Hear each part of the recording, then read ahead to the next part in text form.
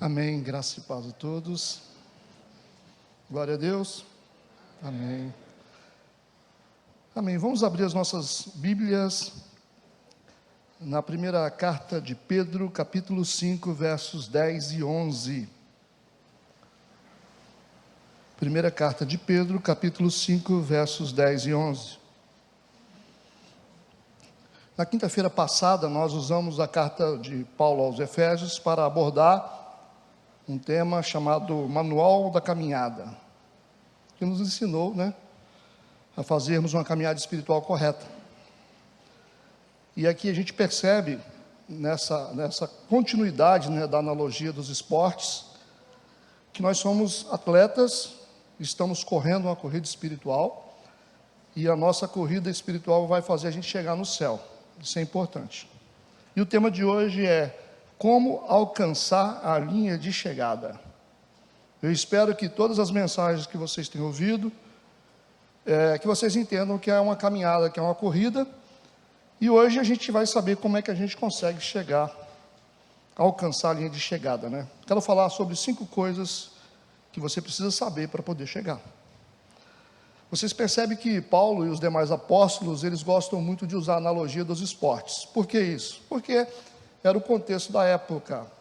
Os Jogos Olímpicos era uma coisa muito forte, como o futebol é hoje. Então, as pessoas entendiam muito de Jogos Olímpicos, de corridas, de diversos esportes. Por isso que era muito fácil falar usando a analogia dos esportes para poder explicar coisas espirituais. Assim como Jesus usava parábolas do dia a dia, ensinando sobre o campo, sobre a lavoura, sobre semente, para poder ensinar sobre verdades espirituais. Então vamos ler 1 Pedro capítulo 5, versículo 10 e 11, diz assim: E o Deus de toda a graça, que em Cristo Jesus vos chamou a sua eterna glória, depois de haverdes padecido um pouco, Ele mesmo vos aperfeiçoará, confirmará, fortificará e fortalecerá. A Ele seja a glória e o poderio para todos sempre. Amém. Vamos orar? Obrigado, Senhor. Obrigado, Deus, porque nós estamos aqui. O Teu Espírito nos trouxe a este lugar. Queremos que o Senhor nos guie em toda a verdade. Que seja uma bênção estar aqui, que possamos ouvir a Tua voz através da Tua palavra. Nós queremos abençoar a todos que aqui estão, todas as pessoas, todas as famílias aqui representadas. Que o Teu Espírito Santo venha mover de forma sobrenatural na vida de cada um. Em nome de Jesus. Amém. Amém. Pode sentar.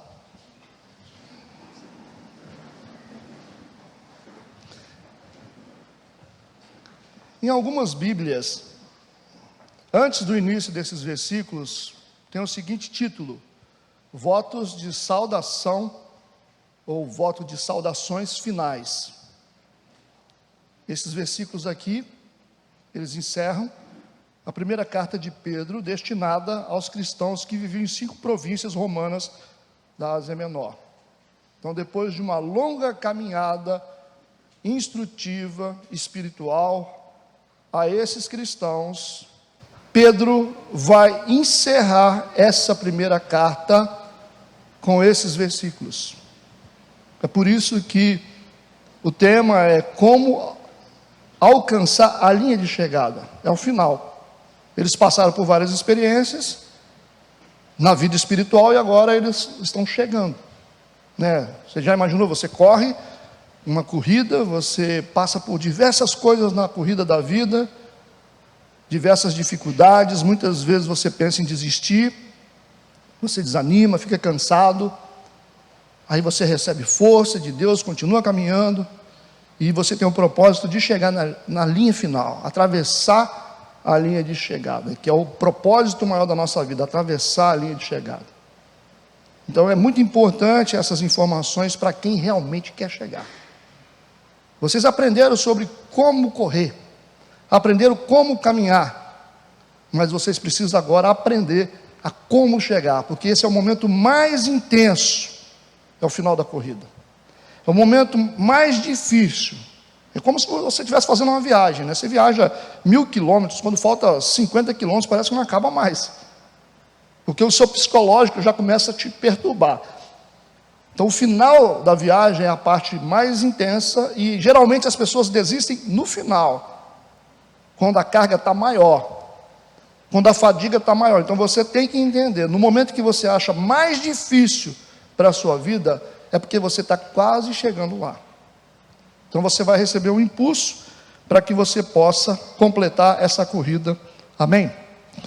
Nessa corrida espiritual dessa carta de Pedro, ele vai fazer o seguinte: ele vai exaltar o valor dessas igrejas diante de Deus, ele vai dizer para a igreja que a igreja tem muito valor, ele vai exortar os cristãos dessas igrejas a ter uma vida de santidade, isso é importante, né, durante a caminhada. Ele vai enfatizar a boa conduta dos cristãos no meio do povo, no meio do mundo, dos pagãos.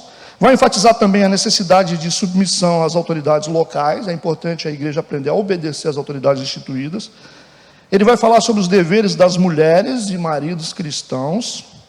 Vai ensinar sobre o amor fraternal e a paciência nas aflições.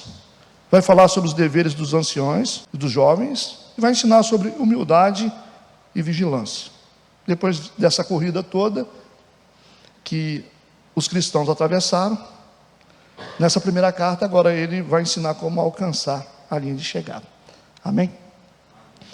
No versículo 10, que nós lemos, ele começa assim, primeira parte: e o Deus de toda graça. E o Deus. É uma palavra conclusiva. E. Você fala um monte de coisa, você explica várias coisas, você ensina várias coisas, e você encerra, você vai completar. Então, esse E, o Deus de toda graça, significa que ele está fechando um ciclo. O Deus de toda graça. Ele está colocando esse entendimento para essa igreja que caminhou e quer chegar lá. O Deus de toda graça. Esse é o caráter de Deus. Quando você fala sobre graça, é de graça. Você não paga. O que a gente tem visto nas igrejas é que parece que a gente sempre tem que pagar alguma coisa. Dá a impressão que se a gente não pagar, a gente não vai conseguir nada. Aí vários líderes inventam um monte de coisa. Você tem que subir a escada de joelhos. Você tem que fazer a campanha de 7 dias. Você tem que dar uma oferta gorda na igreja. Parece que a gente está sempre tentando pagar uma coisa que é só nossa. Já é nossa. Então no reino de Deus, você não paga. Porque o reino de Deus nos dá coisas de graça. É graça, gente. Jesus pagou o preço por cada um de nós. Eu sei que você pode estar vivendo um momento difícil na sua vida e você está pensando, o que eu tenho que fazer para poder mudar? Você não tem que pagar nada. O que eu tenho que fazer? O que eu tenho que pagar para mim poder mudar a minha vida? Onde eu tenho que andar para mudar a minha vida? Você não tem que pagar nada. Você não precisa tentar merecer um amor que já é seu. Do jeito que você está, se você aceitar Jesus como seu Salvador, Ele entra na sua vida e muda a sua vida. Sozinho você não consegue mudar, não importa o que você passa. Talvez você carrega tantos pesos na sua vida e você tenta se livrar. Você é uma pessoa correta, você tem boa intenção. Existem muitas pessoas corretas de boa intenção que estão massacradas, encarceradas, com problemas e vícios. Elas queriam sair disso, mas não tem força. Você só consegue sair disso se Jesus entrar na sua vida. Sem Ele você não pode fazer nada. Você precisa entender isso.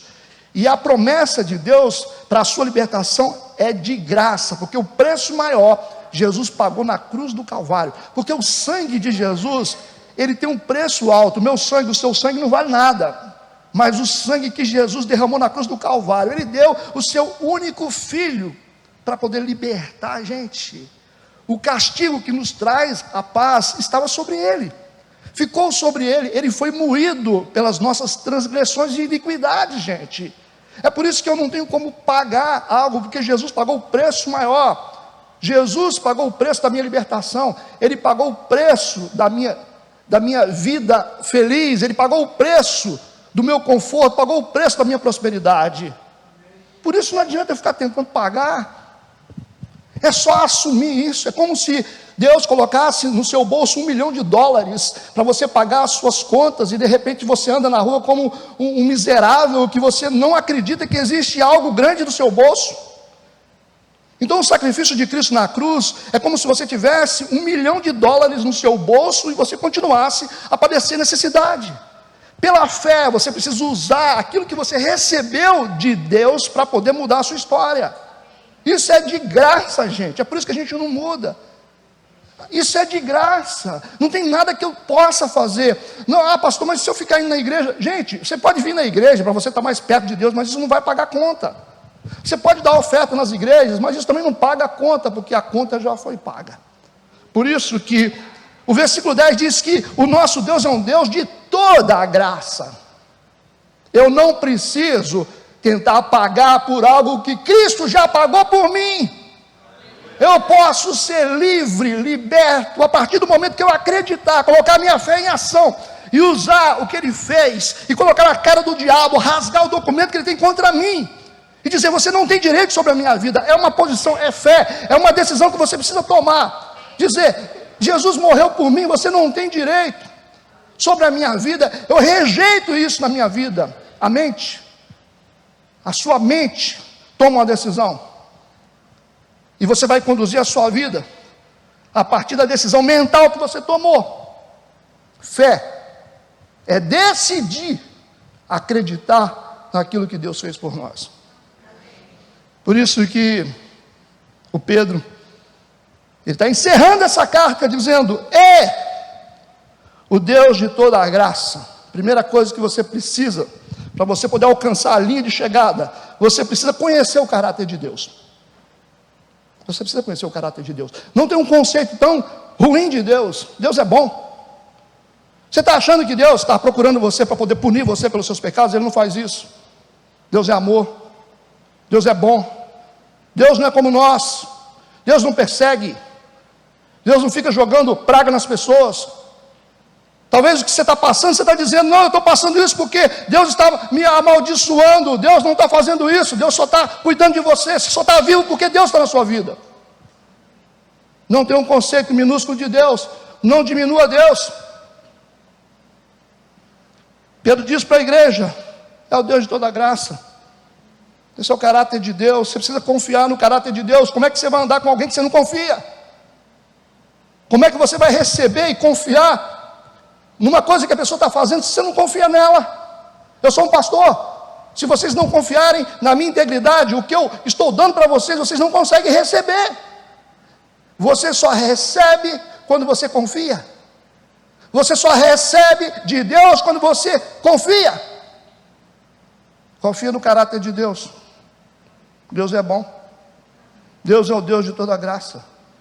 Você quer chegar lá? Você quer vencer as suas dores, o seu sofrimento, as suas angústias, os seus medos, os seus vícios? Confia no caráter de Deus, Ele está do seu lado, não está contra você não. A religião te enganou, falou que Deus vai te castigar, falou que Deus vai te punir, que Deus vai te amaldiçoar porque você errou. Não, Deus é o pai do filho pródigo. Ele te recebe, Ele faz festa para você, coloca um anel no seu dedo, uma sandália nos seus pés, uma nova roupa. Esse é o caráter do nosso Deus. Não deixa a religião te enganar, dizendo que você tem que pagar, que você tem que fazer, que você não merece. Se você merece ou não merece, não interessa. O que importa é que Deus fez por você. E se Ele fez, não foi porque nós somos bonzinhos, é porque Ele é amor. É porque Ele é amor. Ele não olha para as nossas iniquidades, Ele não olha para os nossos defeitos. Ele faz porque Ele é um Deus de graça, é um Deus de misericórdia. O Davi entendeu isso muito bem. Salmo 86, versículo 5. Olha o que Davi disse: pois tu, Senhor, és bom. Tu és bom e pronto a perdoar, e abundante em benignidade para todos os que te invocam. Davi disse isso. Ele conhecia a Deus. Ele sabia que o único amigo que ele tinha era Deus. Ele sabia que podia confiar em Deus. Ele sabia que, embora diante dos seus erros, Deus estava do lado dele. Não para apoiar os erros, mas para fazer com que ele mudasse de vida e se tornasse uma pessoa melhor. Muita gente não muda de vida, porque não conhece a Deus. Gaste tempo em conhecer a Deus. Não gaste tempo em conhecer outras coisas. Conheça a Deus. Conheça o seu Pai Celestial. Ele ama você.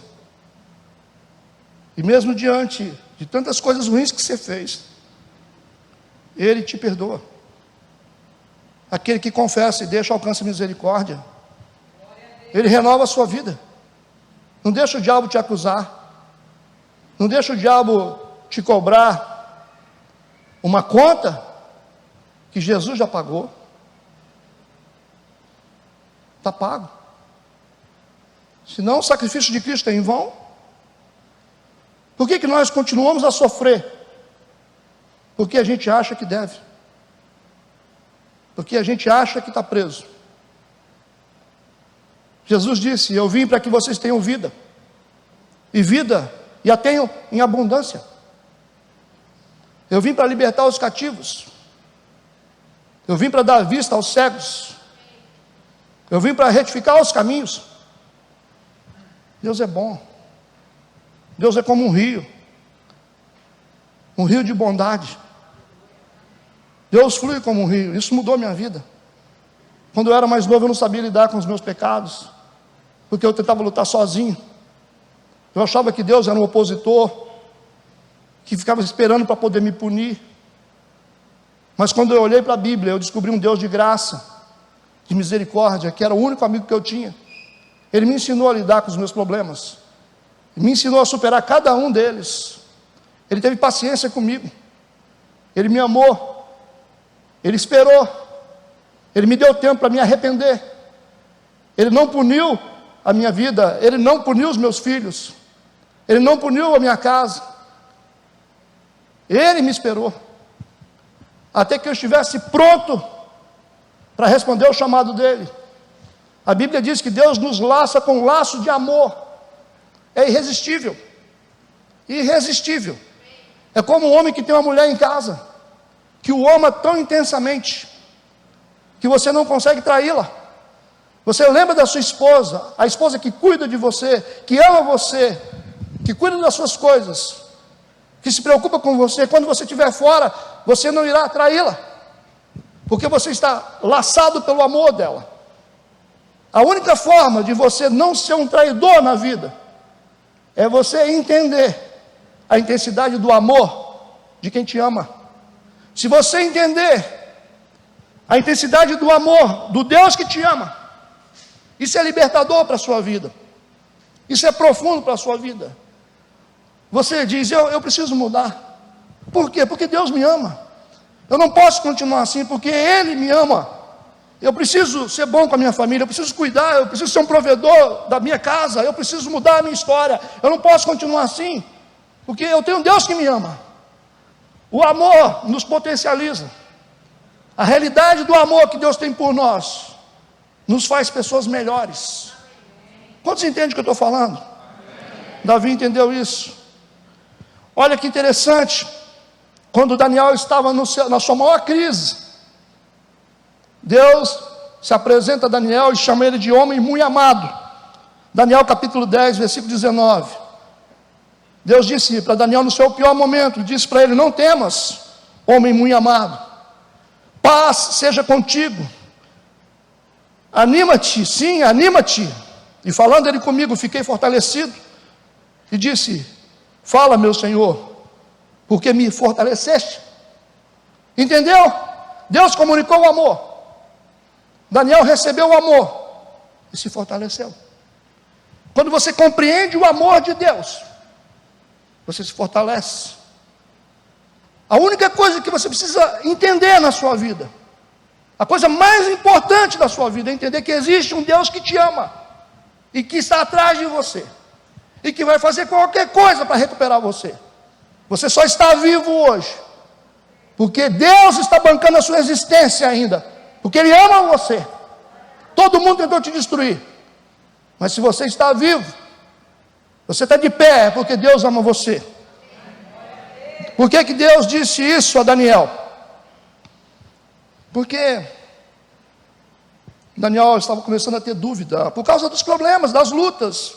a respeito do caráter de Deus em relação a ele. Ele falou: será que Deus não me ama mais? Por isso que Deus se apresenta a ele e diz: homem muito amado. Ou seja, eu te amo. Simplesmente isso. E ele disse, falando ele comigo, fiquei fortalecido. E disse: fala, meu Senhor, porque me fortaleceste. Simplesmente porque Daniel se conectou com o amor que Deus deu para ele. Você precisa se conectar com esse amor. É a única forma de se libertar. É a única forma de se libertar. É se comunicar com o amor de Deus.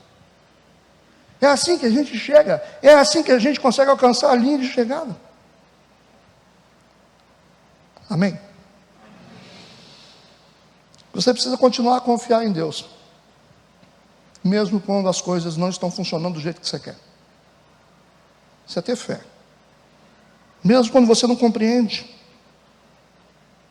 A aliança da graça é baseada naquilo que Deus é, não naquilo que nós somos ou fazemos. Deus é amor. 1 João, capítulo 4, versículo 8. Por isso que a graça se chama amor imerecido.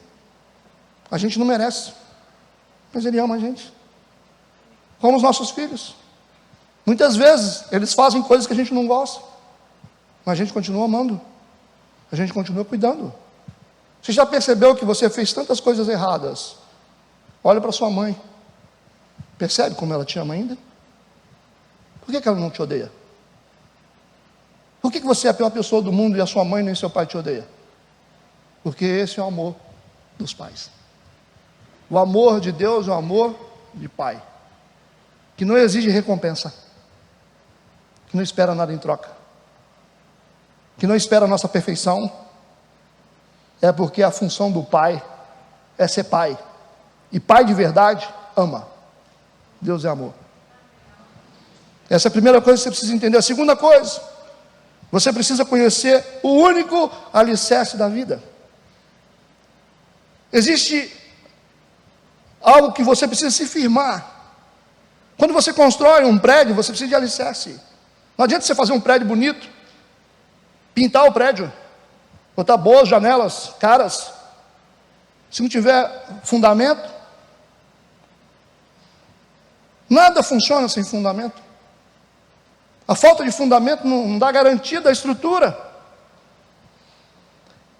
Existe um único fundamento da vida, que é Jesus Cristo. É onde sobre todas as coisas estão sobre Ele. Jesus, Ele sustenta a estrutura da terra. Toda a existência está contida em Cristo. O mundo estava perdido. A partir do momento que Cristo morreu na cruz, pagou nossa conta, todo o universo está sendo sustentado por Ele. Por isso que Ele disse: eu sou o caminho, a verdade e a vida. Ninguém vem ao Pai se não for por mim. Eu sou o alicerce. Eu sou o caminho. Eu sou a luz do mundo. Eu sou o pão da vida. Eu sou a porta das ovelhas. Eu sou isso. João 15. Sem mim nada podeis fazer. Eu sou a videira verdadeira. Meu pai é o agricultor. Jesus é o único alicerce da nossa existência. Quando você rompe com Cristo, você decidiu não existir mais. É por isso que pessoas que estão rompendo com Cristo não estão vivendo, estão morrendo a cada dia. É fácil saber, só você perguntar para a pessoa: como é que é a sua vida? Ela vai dizer: um inferno. É por isso. Porque só Jesus dá vida e vida em abundância. Ele é o único alicerce da vida. Versículo 10, no mesmo versículo que eu li, o versículo diz que esse Deus é Deus de toda graça, que em Cristo Jesus, é a partir de Cristo Jesus, Ele trabalha sobre essa estrutura de Cristo Jesus, o Filho amado. Em Cristo Jesus, versículo 10, parte B, Eu quero ler Atos 17, versículo 28. Lucas disse assim: porque nele vivemos, nos movemos e existimos. Interessante. Em Cristo nós vivemos, nos movemos e existimos. Vivemos. É Cristo que sustenta a gente em vida. Nos movemos e existimos. Por que Lucas disse isso aqui em Atos? Ele está dizendo para a igreja, está dizendo para os cristãos, que não existe vida fora de Cristo. Tem gente que não está vivendo, está sobrevivendo. Por isso que nele nós vivemos, nos movemos e existimos. Ele é uma base que sustenta a vida. Você só está vivo porque Cristo está bancando a sua existência. Você quer ter vida? Esteja em Cristo. Só Ele, mais ninguém. Só existe Jesus Cristo. Ele é o seu único Senhor. É o único Deus. Não adore mais nada, há mais nada. Só a Cristo. Não adore coisas, nem objetos, nem pessoas, nada. Nem em cima do céu, nem embaixo da terra. Somente a Jesus. A Ele toda a glória. A igreja precisa ser cristocêntrica. Ele é tudo. Foi o que Deus tinha de maior valor para nos dar. Cristo Jesus. Ele é o centro de tudo. João capítulo 1, versículo 3 e 4. Todas as coisas foram feitas por Ele. E sem Ele, nada do que foi feito se fez. Nele estava a vida. E a vida era a luz dos homens. João 15, verso 5. Eu sou a videira, vós as varas. Quem está em mim e eu nele, esse dá muito fruto. Porque sem mim, nada podeis fazer. Jesus Cristo, Ele é o único alicerce da nossa vida. A primeira coisa que eu falei, você precisa conhecer o caráter de Deus. Deus é bom. Deus é amor. Deus é graça. Segundo, você precisa conhecer o único alicerce da vida, Jesus Cristo. Infelizmente a gente conhece tantas coisas. As igrejas nos ensinam a conhecer tantas coisas. A gente reza para tanta coisa. Pede a tanta coisa, tantas pessoas que não têm poder. Se prostra diante de tantas coisas. É por isso que a gente não tem vida. A gente precisa entender que só Cristo é vida. Só Jesus é vida. E Deus não vai negociar isso. Não vai mudar isso. Ele é o único. Adore somente a Ele. Ele é o mais importante. Jesus Cristo. Por que o senhor está enfatizando isso, pastor? Porque isso vai mudar a sua vida. É só por isso. Quando você entender isso, vai mudar. Primeiro, compreender o caráter de Deus. Conhecer o caráter de Deus, que não é como você pensa. Não julgue a Deus. Não tenha conceito errado de Deus. Segundo, o maior alicerce da vida é Jesus Cristo. São duas conexões. Terceiro, como alcançar a linha de chegada? Porque Pedro está falando no final. Ele está falando sobre coisas que ele teve que fazer para poder chegar na linha final. Terceiro, você precisa conhecer o chamado de Deus para a sua vida. Será, pastor, que eu tenho um chamado? Será que todos vocês que estão sentados aqui na igreja têm um chamado? Será? Será que eu tenho essa importância, pastor? Eu achei que era uma pessoa simples, que eu nasci só para pilotar fogão. Eu pensava que eu tinha que acordar pela manhã e trabalhar, voltar para casa e depois começar outro dia. Versículo 10, parte C. Ele diz que em Cristo Jesus vos chamou à sua eterna glória. Deus te chamou. Em Cristo Jesus vos chamou à sua eterna glória. E é importante. Você foi chamado à eterna glória de Deus. Por que é importante a gente saber isso na caminhada da vida? Porque o chamado de Deus para a nossa vida vai além do que você pode ver. Você não consegue enxergar. O chamado de Deus vai além do que você pode compreender. E essa esperança de uma glória futura, uma glória no céu, entender que existe algo além disso aqui, nos faz enxergar além das dores. Esse é o ponto. Se você começar a olhar para tudo que você sofre e não acreditar que existe um céu, você está numa corrida em direção à cidade celestial, porque Deus te chamou para a glória dele. Isso aqui é um lugar de passagem.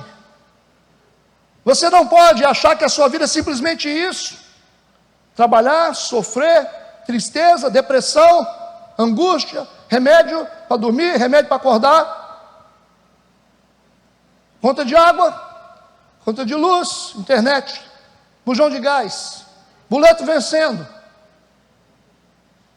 dor de dente, tem que ir no dentista, ai, chega a doer, né? Quantas coisas que a gente tem que lutar todo dia. Todo dia. Todo dia é algo diferente. O casamento que não vai bem muitas vezes.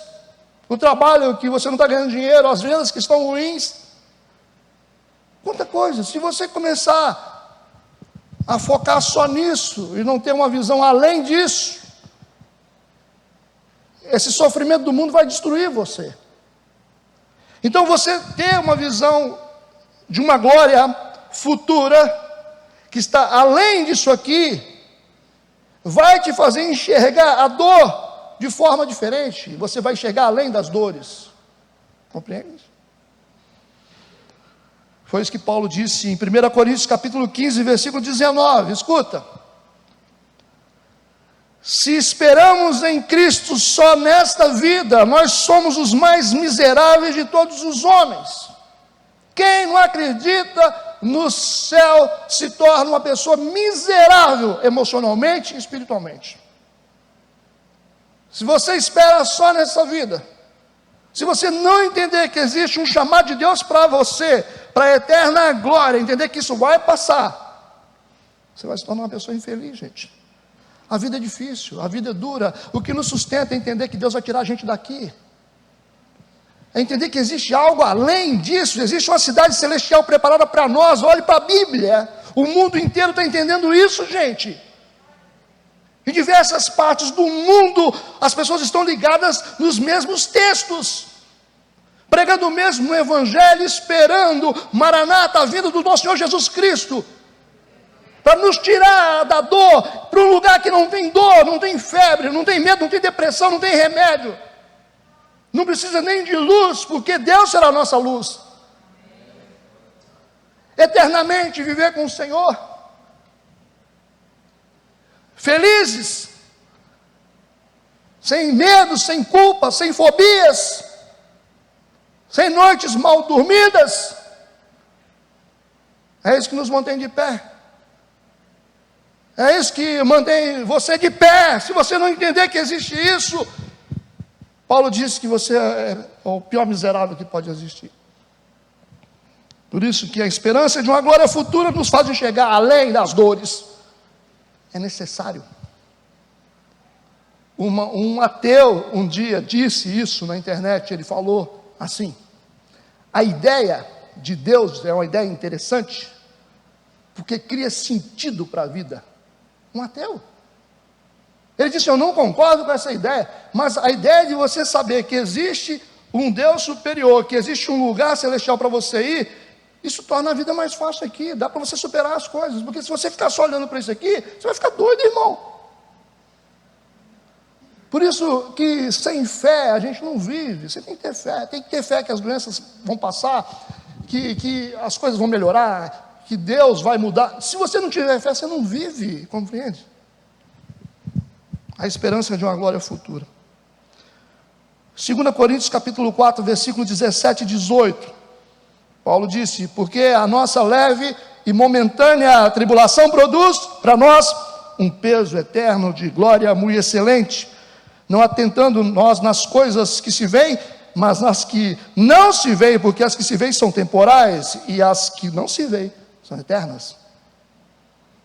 Ter uma expectativa de uma vida além desse mundo, isso cria um significado para a nossa existência, gente. A gente precisa disso. A gente precisa acreditar que a vida não é só isso, senão a gente vai pirar. Está entendendo?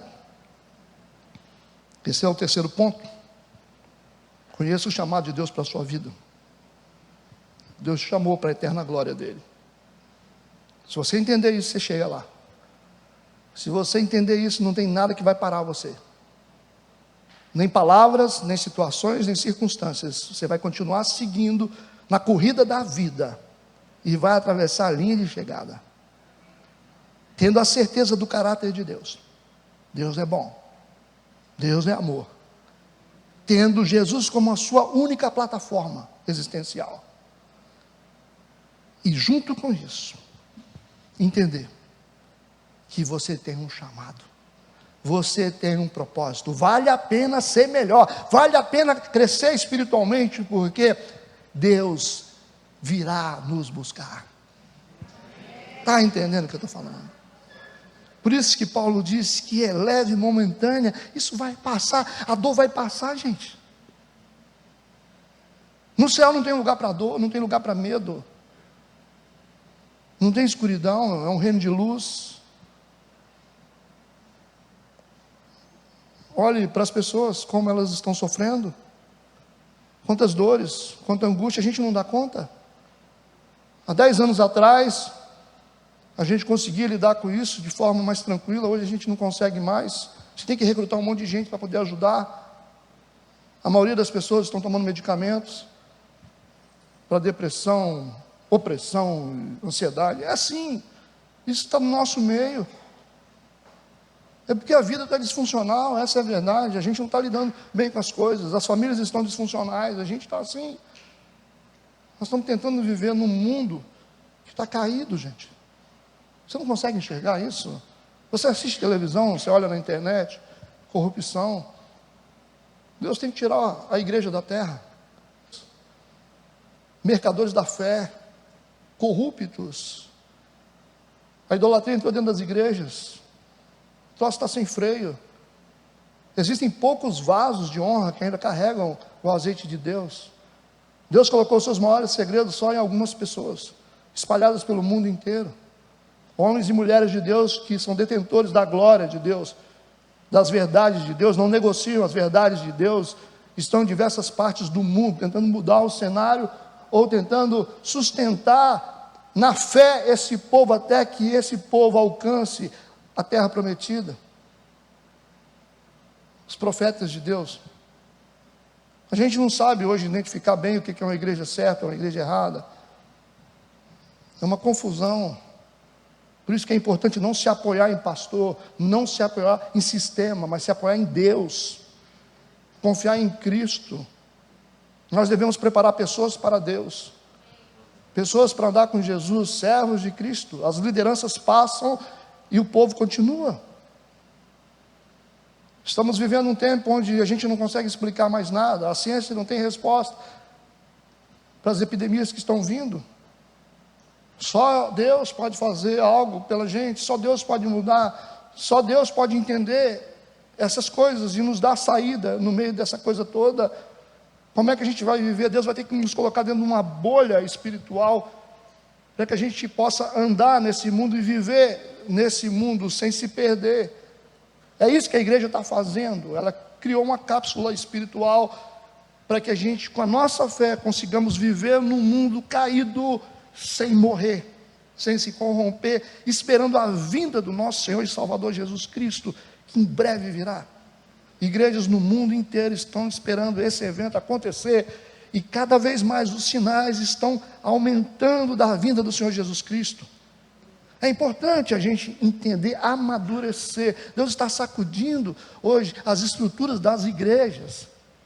Pessoas que nunca falaram de Deus estão vindo para as igrejas, estão se convertendo, estão entendendo que esse é o caminho, essa é a verdade, essa é a vida. Cristo. Estão entendendo? Então você precisa entender o propósito e o chamado de Deus para a sua vida. Quarto, ainda nós estamos no mesmo capítulo. Eu quero ler o versículo 9. Ele disse: ao qual resisti firmes na fé, sabendo que as mesmas aflições se cumprem entre os vossos irmãos no mundo. Está falando sobre a dor que nós temos que viver, a dor nossa de cada dia, que cada um de nós temos. E aqui está a quarta maneira de você alcançar a linha de chegada. Você precisa saber interpretar a dor, porque a dor possui codificações. A dor não é nossa inimiga. A dor é uma estratégia permitida por Deus. Você precisa, como um bom campeão, como alguém que sabe correr uma maratona na vida e quer chegar realmente, atravessar a linha de chegada, você precisa interpretar a dor, saber interpretar. Porque quando você começa a correr, você vai sentir algumas fadigas, algumas dores. A dor vai tentar parar a sua caminhada, e você vai ter que saber lidar com a dor, interpretar a dor do caminho, a dor que você sente agora, a dor que você chegou aqui na igreja. Eu não estou falando só de dor física, eu estou falando principalmente de dor emocional, que é a pior de todas as dores. Como entender as dores? Como correr tendo dores e saber por que elas vieram, como lidar com elas? Você tem que aprender a interpretar a dor. Muita gente parou de correr e muita gente não vai chegar, porque sabe que está doendo muito hoje, mas não entende. Então aqui, o Pedro vai ensinar a gente o código da dor. Ele vai ensinar a gente o propósito da dor e como lidar com a dor. Porque o primeiro texto que eu li, capítulo 5, versículo 9, ele disse: ao qual resisti firmes na fé, sabendo que as mesmas aflições se cumprem em vossos irmãos no mundo. Primeiro ponto importante: não é só você que sente dor. Primeira coisa que você vai aprender é isso: não é só você que sente dor. Pedro diz: as mesmas aflições se cumprem em vossos irmãos no mundo. Nesse exato momento, existe alguém do seu lado que está sentindo um tipo de dor. Aí você vai dizer: pastor, mas está doendo, por isso que eu parei. Poxa, só dói em mim? Parece que Deus escolheu a minha vida, eu estou sofrendo. Parece que ninguém sente dor aqui. Parece que a dor é monopólio de uma pessoa só. Mas o Pedro está dizendo para a igreja: você quer chegar lá? Como eu cheguei? Olha que o Pedro passou muitas coisas ruins. Quem conhece Pedro na Bíblia? Ele é um novo homem. Ele disse: as mesmas aflições, elas se cumprem na vida de todo mundo. Então a dor não dói só em você, dói em todo mundo. Certo? Todo mundo. A sua esposa sente dor, seu marido sente dor, seus filhos sentem dor, seu pastor sente dor, seu patrão sente um tipo de dor. Pode ter certeza. Pastor, será? Com certeza. Vai procurar saber que ele tem dor. Todo mundo sente dor. Aí você já fica mais, né? Então tem muita gente correndo. Se eu estou sentindo dor na corrida, os outros corredores também estão sentindo. Isso já deixa a gente mais à vontade. Então, os mesmos sentimentos, as mesmas lutas que eu tenho na corrida da vida, os corredores que estão correndo comigo também têm a mesma coisa. Isso já me deixa mais. Que dá a sensação que só a gente que sente dor. Aí fica difícil terminar a corrida. Como é que eu vou continuar correndo com essa dor? Cara, está todo mundo correndo. E todo mundo está sentindo um tipo de dor. Pode ter certeza. Esse é o primeiro ponto. Para você entender a dor. Segundo ponto, está no versículo 10. Pedro disse, depois de haverdes padecido um pouco. Significa que a dor é passageira. Essa é a segunda informação da dor. Depois de haverdes padecido um pouco, ou seja, a dor é passageira. Toda dor passa. Pode ter certeza. Será? Quando você está sentindo dor, você fala, parece que esse troço não vai parar nunca. Meu Deus do céu. Que dor. Cara, parece que meu coração vai arrancar do peito. Você não tem essa sensação? Já foi traído? Já foi machucado por alguém? Já foi desprezado? Já foi lesado por alguém? Dor. É uma dor insuportável. Dá vontade da gente morrer para poder parar de sentir dor. Mas você precisa saber dessa notícia. Toda dor, por maior que seja, ela passa, cara. Ela vai passar. Só você esperar. Espera um pouquinho que você vai ver. Daqui a pouco ela vai embora. Aí lá na frente você vai dizer, rapaz, mas como que doeu, hein? Puxa, quando eu lembro, rapaz, eu senti uma dor. Eu tive dor na vesícula, que eu vou te falar um negócio com você. Que dor danada. Um dia eu perguntei para o médico, para que serve vesícula? Ele falou, para doer. Só para isso que serve. Cara, eu chegava no hospital com crise, eu gritava, ai, pelo amor de Deus, dentro do hospital, eu dou show, né? Ai, estou morrendo. Aí tinha uma velhinha do meu lado, ela falou assim, tadinho desse homem, o que foi, meu filho? Eu não estou aguentando. Mulher suporta melhor a dor, mas homem você sabe, né? Que dor, parece que tem uma faca entrando assim na gente. E eu, suando, vou morrer, alguém me atende, tal, o médico está chegando, cadê esse médico que não chega, gente? Rapaz, uma agonia, eu deitava, levantava, tanta dor. Meu Deus do céu, dá vontade de ser pular no precipício de tanta dor. De tanta dor. Aí o cara vinha, colocava tramal na minha veia, com Buscopan. Cara, eu chegava a ficar leve assim. Oh, meu Deus. Eu falei, doutor, o senhor salvou minha vida. Que dor. Danada. Aí você fica todo assim, trêmulo, né? Tanta dor. Aí você fala, rapaz, mas que dor. Eu falo da dor hoje, eu não sinto mais. Porque eu resolvi o problema. Mas eu falo rindo com vocês aqui da dor. Mas quando eu estava sentindo aquela dor, parece que esse negócio não ia acabar nunca. Parece que essa dor ia eternizar na minha vida. Mas passou. Vai chegar um tempo na sua vida que você vai fazer piada da dor que você sofreu. Porque toda dor passa. É só você ter maturidade suficiente para esperar de cabeça erguida. Engole o choro. Respira fundo. Fica firme e continua a sua corrida em direção à linha de chegada. Vai chegar num ponto, você vai falar assim, graças a Deus, passou. Puxa, pastor, você não sabe o que eu passei naquele relacionamento, você não sabe o que eu passei naquele trabalho, o que eu passei quando eu estava sem grana, devendo todo mundo. Meu Deus, quantas pessoas nessa igreja aqui, que chegaram aqui com tantas dores, e hoje elas contam testemunho da dor que viveram, mas conta com tanta maturidade. Tem casos que a gente vai para o retiro, os irmãos vêm na frente e falam assim, olha gente, eu senti tanta dor naquela época, mas hoje eu estou bem. Lembra do seu passado, vocês que são convertidos hoje, vocês que estão sem dor hoje, lembra da dor que você sentiu quando você chegou? Lembra da dor que você sentia quando você começou a sua carreira espiritual?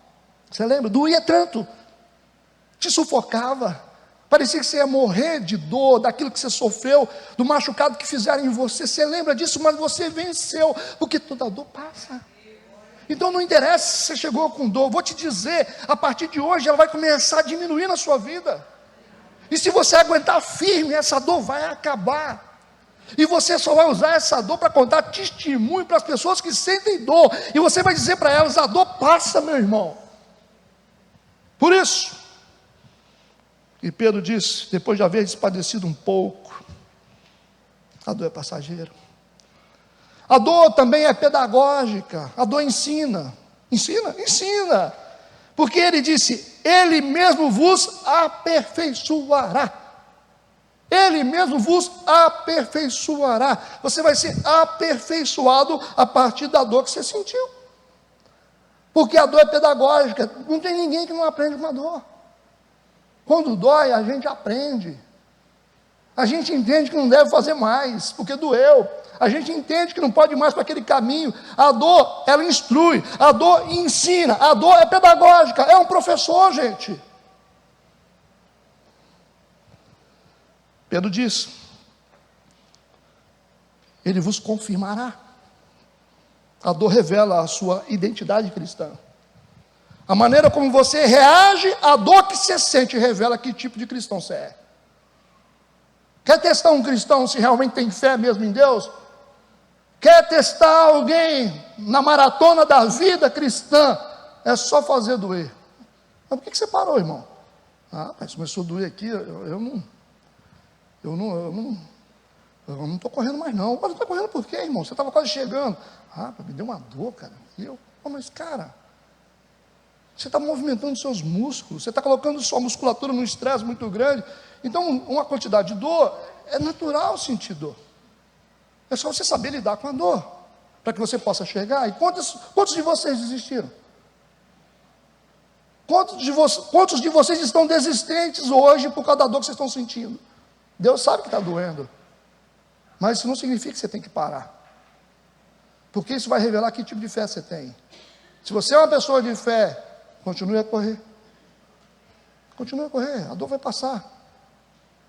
Mostra para Deus que você confia nele, porque ele está dizendo: depois você vai ser aperfeiçoado, depois ele vai te confirmar. Então confia no que Deus te falou. Se ele disse que a dor vai passar, vai passar. Continua a correr. Você está quase chegando lá. Não deixa a dor acabar com a sua vida, não deixa a dor acabar com o seu ministério, acabar com o seu propósito. Cara, vamos lutar. A dor passa. A dor é passageira, a dor é pedagógica. A dor revela a sua identidade cristã. Depois de doer bastante, todo mundo vai saber quem você é. Porque você não desistiu, embora estivesse doendo muito na sua vida, mas você perseverou. Aí todo mundo vai falar assim: está vendo aquele cara lá? Aquele cara sentiu uma dor, cara, mas ele não parou. Ele sentiu uma dor, mas ele não desistiu da família, ele não desistiu do casamento dele, ele não desistiu do ministério dele, doeu demais na vida dele, mas ele se manteve firme. Você virou um exemplo de fé. Porque as pessoas vão começar a olhar para você e vão acreditar que a dor passa. E que se a gente tiver fé, a gente chega na linha de chegada. Amém? A dor também abre portas para a nutrição. O que é nutrição, pastor? Quando Deus está te dando e você precisa ser nutrido com aquilo que Deus está te dando, para que você fique forte. Por isso que Pedro disse: fortificará e te fortalecerá. A dor vai te fortificar e vai te fortalecer. Sim. Será? Sim. A dor, ela abre portas para a gente poder receber nutrição. Quando você está bem, você não se abre para nada. Quando você está bem, você endurece. Você não precisa de ninguém. Quando você está bem, você é uma pessoa orgulhosa. Mas quando você está com dor, você se abre. Quando você está com dor, você se propõe a ouvir. Quando você está com dor, você recebe ajuda. Você entende que você precisa de ajuda. Entende como que a dor tem o poder de abrir uma porta para que nós sejamos nutridos para o nosso fortalecimento? Pedro diz: te fortificará e te fortalecerá. Vamos entender, Salmo 119, versículo 67. Olha o que Davi disse: antes de ser afligido, andava errado, mas agora tenho guardado a tua palavra. Vamos ao texto, Salmo 119, versículo 71. Foi-me bom ter sido afligido, para que aprendesse os teus estatutos. É só assim que a gente aprende, é só assim que a gente se abre, é só assim que a gente valoriza. Às vezes, precisamos de dor para poder começar a ouvir e para começar a enxergar. Talvez você nunca enxergou o valor do seu casamento, mas como você quase perdeu o seu casamento, hoje você conseguiu enxergar o valor do seu casamento. Não enxerga, não enxerga. Na dor você descobre realmente quem está com você. Porque quem não quer estar com você desaparece na hora da dor. Os verdadeiros amigos estão com você na dor. Cadê aquele pessoal que andava com você? Cadê aquela galera que tomava com você? Sumiu todo mundo? O que houve? Ninguém te ligou mais? Você não aprendeu? A dor revela os amigos de verdade. A dor faz com que a gente possa acreditar realmente em coisas que a gente precisa acreditar, muda os nossos valores. A gente começa a acreditar nas coisas certas.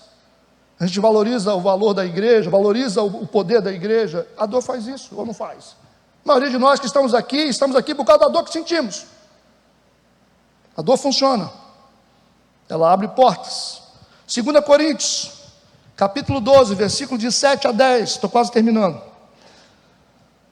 Agora é Paulo. Ele estava sentindo dor, porque ele tinha um espinho na carne que a Bíblia não diz o que é. E ele disse no versículo 7, para que não me exaltasse pela excelência das revelações, que me foi dado um espinho na carne, a saber, um mensageiro de Satanás, para me esbofetear, a fim de não me exaltar, acerca do qual 3 vezes orei ao Senhor, para que se desviasse de mim, e disse-me, a minha graça te basta, porque o meu poder se aperfeiçoa na fraqueza.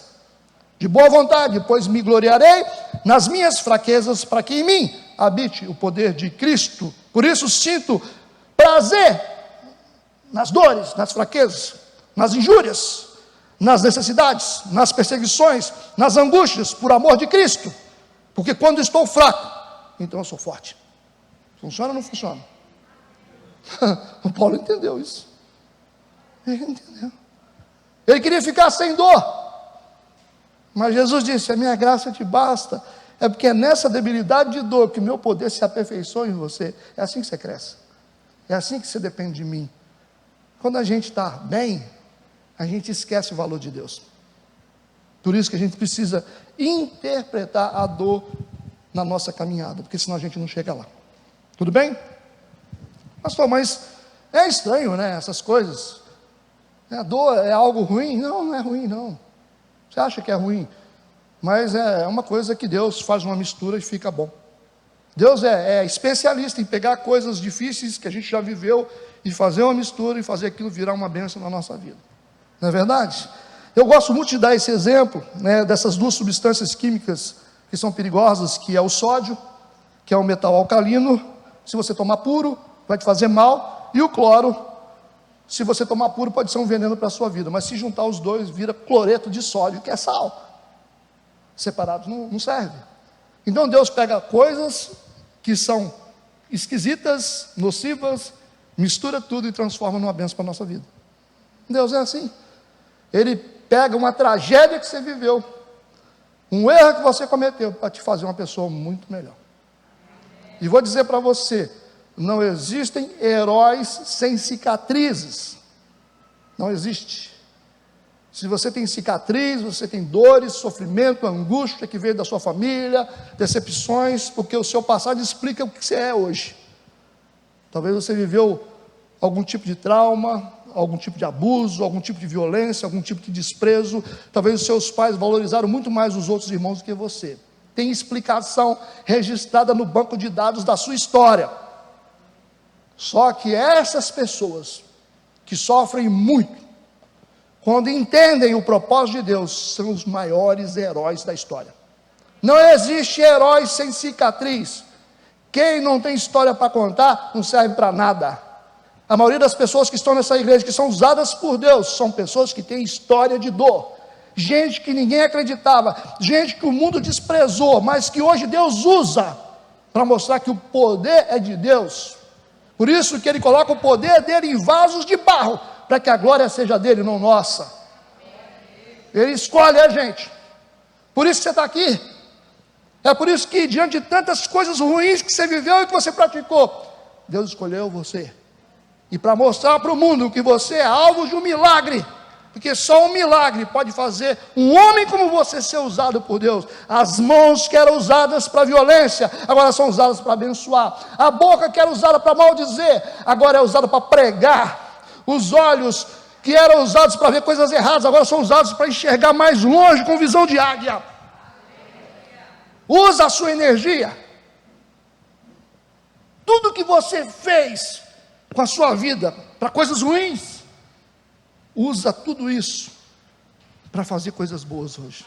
Foi o que Deus fez com Paulo, Saulo de Tarso. Ele usou um homem desacreditado, um homem bruto, assassino de cristãos, e se tornou o maior apóstolo da história. Apóstolo Paulo. Deus usou ele. O servo Ananias disse: como é que o senhor vai usar um homem desse que perseguiu tantos cristãos, tantos males ele tem feito contra o seu povo? Jesus disse: ele é para mim um vaso escolhido. Deus é assim.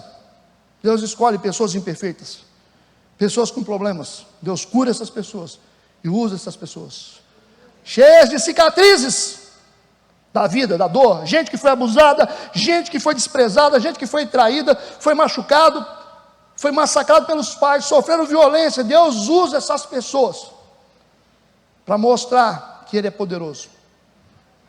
Por isso, se você sente dor hoje, você é um herói. Você é um herói. Tem tantas coisas na sua vida te afundando, mas se você souber o que Deus tem para a sua vida, como Deus pode usar você, Deus vai usar tudo que você usou para o mal, vai usar para o bem. É só você entender isso. Amém. E eu termino com o último ponto. 1 Pedro capítulo 5, versículo 11. Ele termina dizendo: a Ele seja a glória, o poder e o poder para todo sempre, amém. Pedro fala isso: a Ele seja a glória. Como é que você está na linha de chegada, dando glória a Deus? A Ele seja a glória, o poderio para todo sempre, amém. Pedro nos ensina que a gente precisa saber viver de uma forma que glorifique a Deus. Como é que se responde a pergunta que diz assim: o que eu posso fazer, o que eu não posso fazer como cristão? Essa é a pergunta que todo mundo faz. Pastor, qual é a doutrina dessa igreja? O que a gente pode fazer? A gente pode ouvir música mundana? A gente pode tomar cachaça? A gente pode ter duas mulheres? A gente pode frequentar os bailes da vida? O que a gente pode, pastor? Porque tem igreja que tem coisas e outras tem outras coisas. Pode cortar o cabelo? Pode usar roupa decotada? Pastor, essa igreja é como, hein? Essa igreja não cobra muito das pessoas? Não, essa igreja é o seguinte, né? Faça tudo que glorifique a Deus. Só faça aquilo que glorifique a Deus. Se você for assistir algum filme, você é uma pessoa inteligente, né? Você não é burro, né? Você é inteligente, né? Ou se faz. Quando você for assistir, se você for colocar um filme pornô lá, lembra se isso glorifica a Deus? Não glorifica. Se você estiver em algum lugar estranho, tenta saber se esse lugar glorifica a Deus. O que glorifica a Deus? O que você fala glorifica, o que você faz glorifica, o que você usa glorifica, o que glorifica? A roupa que você usa glorifica a Deus ou o cara que está do lado aí sentado atrás? Porque tem cara que fica glorificado, né? E tem mulher que vem para a igreja para glorificar alguns homens. É sério, cara, não, tem coisa que não cabe, isso aqui é a igreja. Então não está glorificando a Deus, está provocando um monte de gente dentro da igreja. A fúria das mulheres, é lógico, né? E a cobiça dos homens. Acabou o culto. Não glorifica a Deus? Não faça. Não faça coisas que não glorifiquem a Deus. Tudo que for algo que glorifique o nome do Senhor. As minhas amizades glorificam a Deus. Os lugares que eu frequento glorificam a Deus. O que eu faço glorifica a Deus. É só você fazer isso. E o Pedro termina no versículo 12, dizendo o seguinte: por Silvano, vosso fiel irmão, como cuido, escrevi abreviadamente, exortando e testificando que esta é a verdadeira graça de Deus, na qual estáis firmes. Ele disse: essas coisas vão te fazer chegar. Amém? Você entende o que eu falo? Então, conheça o caráter de Deus, conheça o único alicerce da sua vida, que é Cristo. Conheça o seu chamado, que é um chamado para a glória de Deus. Interprete a sua dor, saiba interpretar a sua dor, e faça coisas, viva coisas que possam glorificar o Senhor. Aí você pode correr à vontade, você chega em qualquer lugar. Você chega em qualquer lugar. Amém?